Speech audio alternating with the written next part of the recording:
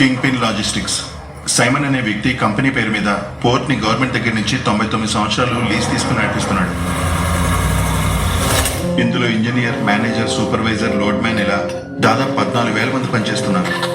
అందరినీ చెక్ చేసి ఫోన్లు తీసుకున్న తర్వాతే లోపలికి పంపిస్తారు. దానికి కారణం లాజిస్టిక్స్ అనే పేరుతో గోల్డ్, ఎలక్ట్రానిక్స్ ఇలా చాలా ఇంపోర్ట్ ఎక్స్పోర్ట్ చేస్తున్నారు. అందులో ఎక్కువగా వాళ్ళు స్మగుల్ చేసేది లగ్జరీ వాచెస్. బంగారం, వజ్రం కంటే వీటికి వాల్యూ ఎక్కువ, కానీ రిస్క్ తక్కువ. నెలకోసారి మెడికల్ క్యాంప్ పెట్టి అక్కడ పనిచేసే వాళ్ళందరికీ హెల్త్ చెకప్ చేస్తారు సార్. ఇప్పటి వరకు ఈ పనులన్నీ అసలు ఎందుకు చేస్తున్నారు, ఎలా?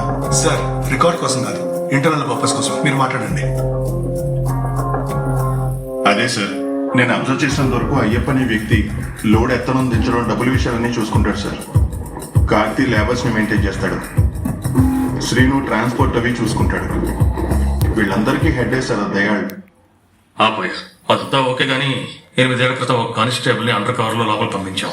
1 సంవత్సరం వాడి దగ్గర నుంచి ఇన్ఫర్మేషన్ కరెక్ట్గా వచ్చింది. ఆ తర్వాత వాడికి ఏమైందో తెలియదు. ఆ టీం గురించి ఆచూకీ లేదు. మీరు వాడిని పట్టుకోండి, ఇన్ఫర్మేషన్ మొత్తం లాగొచ్చు. అక్కడ దయాళని ఒకడు ఉంటాడు సార్.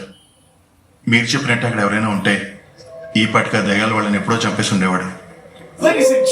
దయాళ్ సైమన్ తర్వాత ఈ పోర్టును మొత్తం కంట్రోల్ చేసేది వీడే.